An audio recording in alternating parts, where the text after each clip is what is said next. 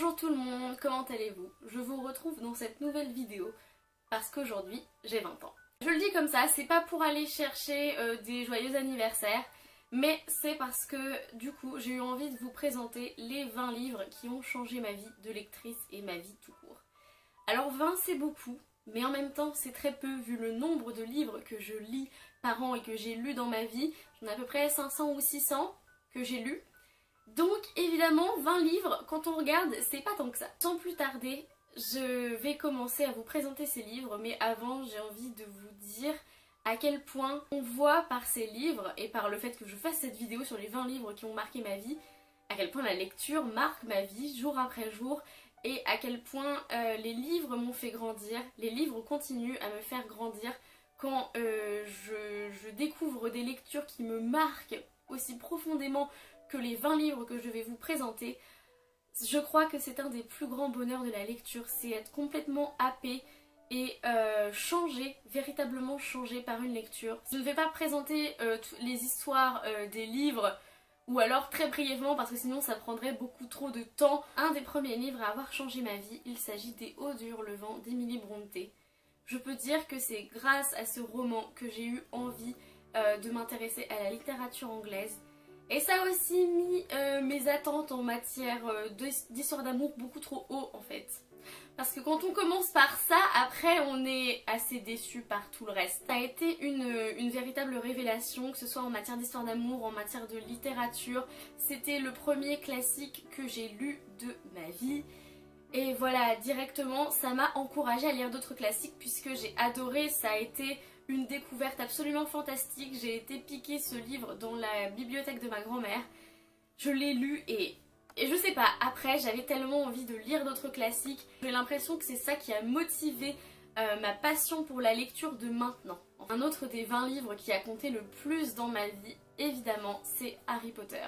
Ou la saga Harry Potter, vous la prenez en général. C'est évidemment un livre que j'ai lu plutôt enfant et j'en ai des souvenirs tellement bons.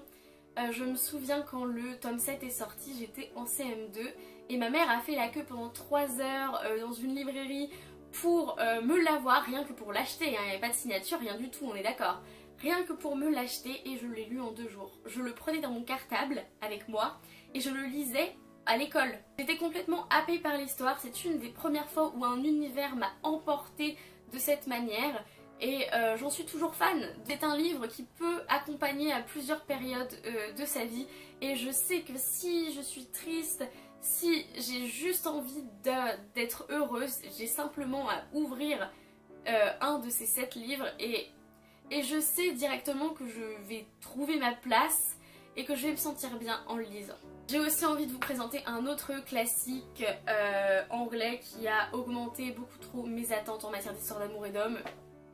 Évidemment que je ne pouvais pas faire une vidéo sur les 20 livres qui m'ont le plus marqué dans ma vie sans Orgueil et Préjugés. Comment vous dire à quel point ça m'a bouleversée, à quel point je me suis reconnue en Elizabeth Bennet, à quel point j'ai rêvé être Elizabeth Bennet, à quel point j'ai rêvé avoir Mr. Darcy là juste face à moi. Ça a continué ma passion pour les classiques et c'est vrai que tous ces classiques que j'adore et que je vais vous présenter et que j'ai lus, ça m'a montré qu'on n'avait pas besoin d'avoir peur des classiques et que les livres pour adultes ou même, enfin voilà, il n'y avait pas de raison d'en avoir peur et qu'ils donnaient beaucoup d'émotions, qu'il faisait rire, mais qu'il faisait réfléchir aussi sur une société qui avait disparu.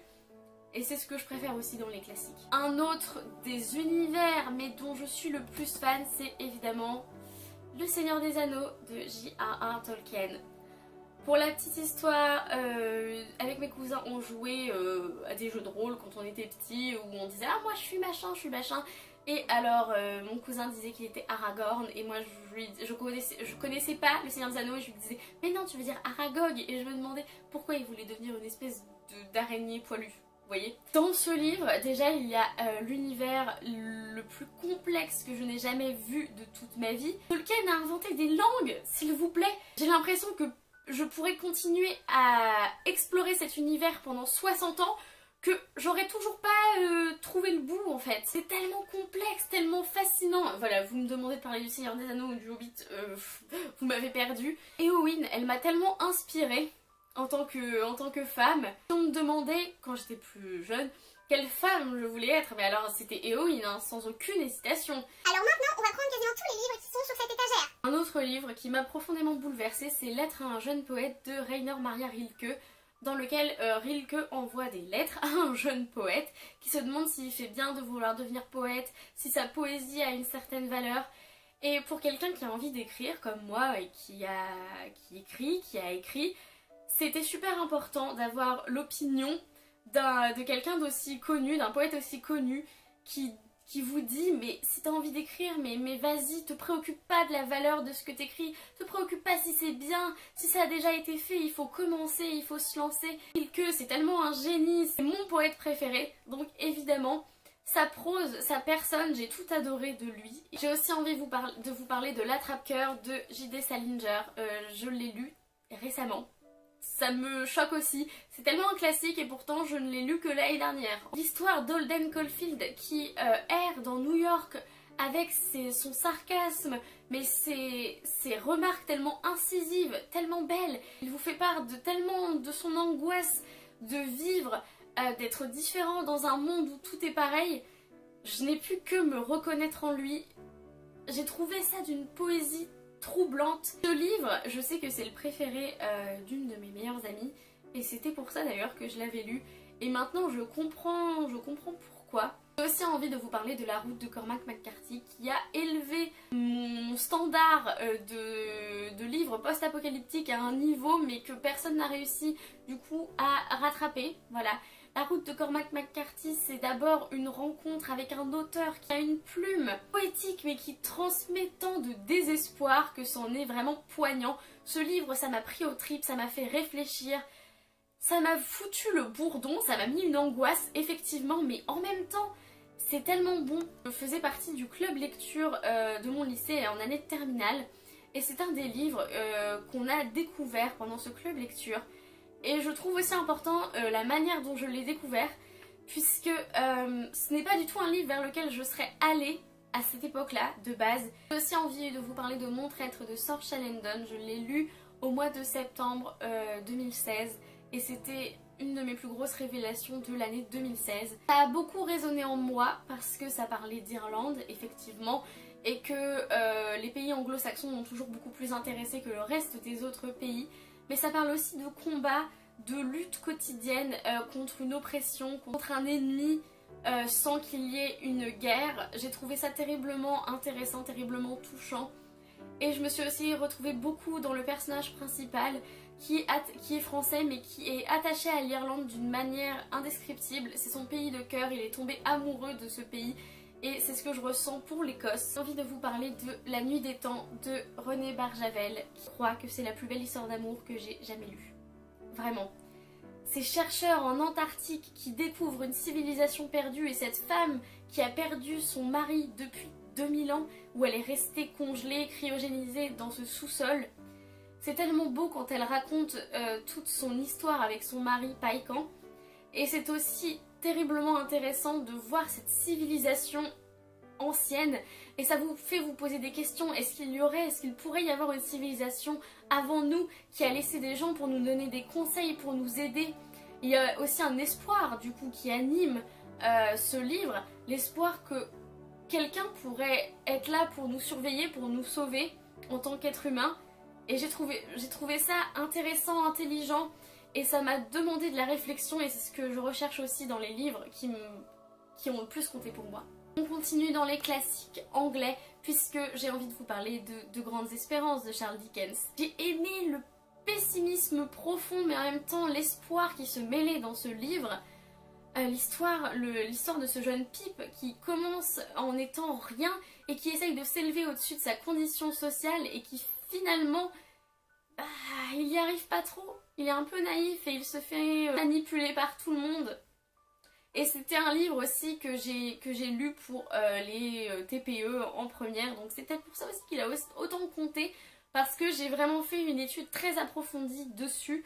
J'ai vraiment cherché à extraire tout ce qu'il pouvait y avoir dedans et ça ne m'a pas dégoûté du livre. Ça m'a donné au contraire envie de le relire et de continuer à plonger dans l'univers de Charles Dickens. Donc ça a encore approfondi mon amour pour la littérature anglaise. En parlant d'approfondir mon amour pour la littérature anglaise, j'ai lu au mois de janvier Emma de Jane Austen. Ça fait 2 livres de Jane Austen que je présente dans cette vidéo, donc je pense que c'est une valeur sûre, je pense que vous pouvez y aller. Mais ça a été une redécouverte complète de Jane Austen, une redécouverte de cet univers victorien. Ça m'a emporté, ça m'a prise par surprise en fait. Ça m'a vraiment poussée à réfléchir, ça m'a donné envie de me renseigner, de lire d'autres livres de Jane Austen, de faire des recherches plus approfondies qui ont fini en vidéo assez longue sur Emma et pourquoi j'avais aimé Emma et pourquoi j'aimais Jane Austen. Et c'est juste quelque chose qui me passionne tellement, quelque chose qui compte tellement pour moi, qui m'apporte tellement de bonheur. Ce livre m'a apporté tellement de bonheur qu'il était obligatoirement dans cette sélection. Un autre livre que j'ai envie de vous présenter, c'est 7 femmes de Lydie Salver, qui est une biographie multiple de 7 femmes, 7 écrivains qui ont influencé Lydie Salver pour écrire. Et évidemment, quand on a envie d'écrire et quand on est passionné par la littérature, le portrait de ces 7 femmes, c'est absolument extraordinaire. Franchement, je vous conseille de le lire parce que ces destins de femmes qui sont parfois tragiques, même très souvent tragiques, qui mêlent écriture avec leur vie et les convictions qu'elles avaient à l'époque, des fois les batailles qu'elles ont dû mener en tant que femmes. J'ai adoré un des 20 livres qui m'a le plus marqué, c'est le cercle littéraire des amateurs d'épluchures de patates de Marianne Sheffer et Annie Burroughs. Que vous dire, c'est juste une bouffée d'oxygène, c'est juste du pur bonheur. À la base, la première vidéo de cette chaîne devait être une review de ce livre que j'avais relu au mois de septembre et finalement je l'ai trouvé tellement nul que je ne l'ai pas posté, que je l'ai supprimé d'ailleurs. Mais j'ai juste envie de vous dire, foncez lire ce livre qui parle à la fois de la guerre, de se reconstruire, qui parle de l'amour pour les livres aussi puisque c'est un cercle littéraire qui se passait pendant la Seconde Guerre mondiale. J'ai juste envie de vous dire que c'est une pure bouffée d'air frais. C'est de la joie en bouteille ou de la joie en livre aussi. Un livre qui m'a particulièrement marqué aussi, c'est Wild de Cheryl Strayed et je ne suis pas la seule, je le sais. Margot Liseuse en avait fait une très bonne critique, c'est d'ailleurs grâce à elle que j'ai lu ce livre qui m'a complètement bouleversée sur le destin de cette femme qui décide d'entreprendre une randonnée pour se retrouver elle-même, pour essayer de comprendre où elle en est dans sa vie, pourquoi elle en est arrivée là. Et ce genre de roman où il y a un développement de personnages tellement impressionnant et où on a un seul presque personnage durant 400 pages. Il faut vraiment que le personnage soit fort et puissant et je peux vous dire que ce personnage est fort et puissant et qu'il peut vous inspirer, vous faire réfléchir sur votre vie aussi. Et j'ai trouvé un écho dans ce personnage qui est absolument poignant. J'ai aussi envie de vous parler de 2 livres qui m'ont marqué mais en mal. Enfin, elles ont marqué ma vie de lectrice et justement j'ai fait un rejet complet de ces 2 œuvres. Par exemple, il y a La délicatesse de David Fuenquinos qui m'a angoissée, qui m'a mis la boule au ventre par cette espèce de nostalgie, de lenteur dans l'œuvre qui est censée être une histoire pareille de reconstruction de la femme après avoir perdu quelqu'un de proche et une histoire d'amour aussi. Mais pendant tout le livre, tout ce que je pouvais me dire, c'était que j'avais aucune envie de vivre cette histoire d'amour, aucune envie de ressentir ça, d'être dans cette torpeur. Je considérais ça comme une torpeur, d'ailleurs je ne l'ai jamais relu. C'est pas du tout la personne que je voulais être, c'est pas du tout la personne que je veux être. J'ai pas envie de ressentir ce genre de choses. Et donc c'est quand même un livre qui m'a marqué parce que je continue d'y repenser. En étant le premier livre que j'ai vraiment détesté. Un des autres livres que j'ai vraiment détesté, c'est Le théorème de Kropst.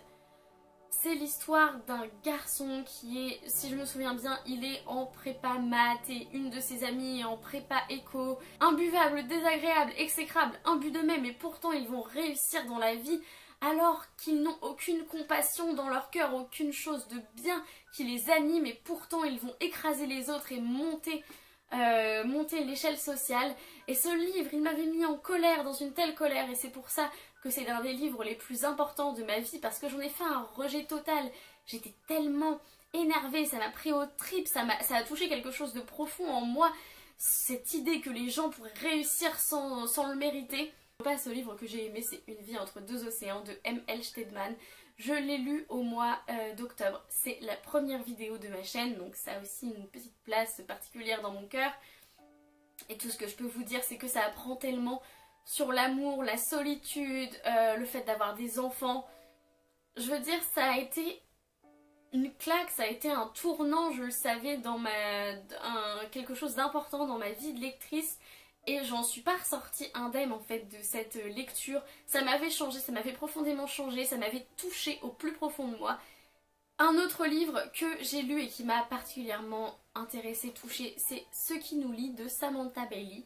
Elle a d'ailleurs sorti hier ou avant-hier une vidéo sur Ce qui nous lie que je vous invite à aller voir si déjà vous avez envie de le lire, et même si vous l'avez déjà lu, il y a beaucoup de choses qui sont dites dedans qui sont super importantes. Ce qui nous lie, c'est l'histoire de cette femme qui voit les liens entre les gens et qui est hypersensible et qui a été tellement meurtrie par des gens qu'elle aimait et qui continue à être meurtrie. Ça m'a permis de poser pas mal de mots sur des relations que j'avais eues qui n'étaient peut-être pas forcément très saines. Et ça m'a permis aussi, comme l'héroïne, de guérir à la fin. J'avais l'impression de voir un processus, de prendre mon cœur qui était complètement éclaté et de le remettre ensemble. Même si c'était fragile, j'avais l'impression qu'on faisait ce chemin ensemble et que le livre m'apportait vraiment quelque chose de concret. Un autre livre qui a marqué ma vie de lectrice, c'est How I Live Now de Meg Rosoff. Ce livre, il est court et pourtant il est tellement dense sur cet ado qui ne va pas bien et qui se retrouve en plein milieu de la 3e guerre mondiale et qui doit faire face à des situations tellement dures et qui en même temps ne se transforme pas en héros, ou qui est plutôt un héros du quotidien, un héros de tous les jours qui se contente juste de mettre un pied devant l'autre. Et ça m'avait marqué en tant qu'adolescente et ça continue de me marquer puisque je l'ai relu au mois d'avril. Et le dernier livre que j'ai envie et besoin de vous présenter, c'est La Passe Miroir de Christelle Damos. Oui, on finit en beauté. C'est un peu mon Harry Potter de l'âge adulte. Voilà, je le dis comme je le pense et non pas parce que ça a des rapports avec Harry Potter, mais parce que ça me procure le même sentiment d'entrer dans un univers tellement riche, tellement complexe et dans lequel on peut vraiment évoluer. De plus, Ophélie est un de mes personnages préférés, Ophélie étant le personnage principal de ce livre.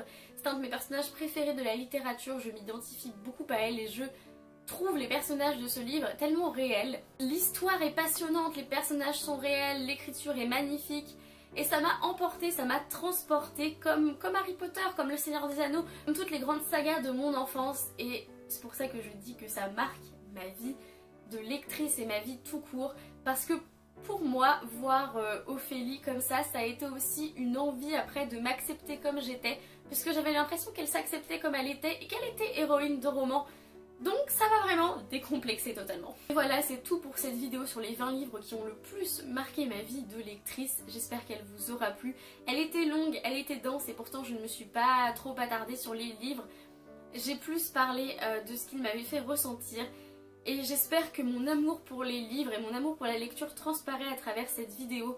Parce que ces livres-là, ils m'ont rendu heureux et ils me rendront encore heureuse. Et j'ai hâte de découvrir encore d'autres lectures qui vont me faire vibrer de la même manière. C'est tout pour cette vidéo, merci d'avoir regardé. Vous pouvez me dire aussi en commentaire si vous avez lu des livres que j'ai présentés, s'ils ont eu le même effet sur vous et quels sont vos livres qui ont le plus compté dans votre vie. En attendant une prochaine vidéo, amusez-vous avec vos lectures, lisez bien et bisous.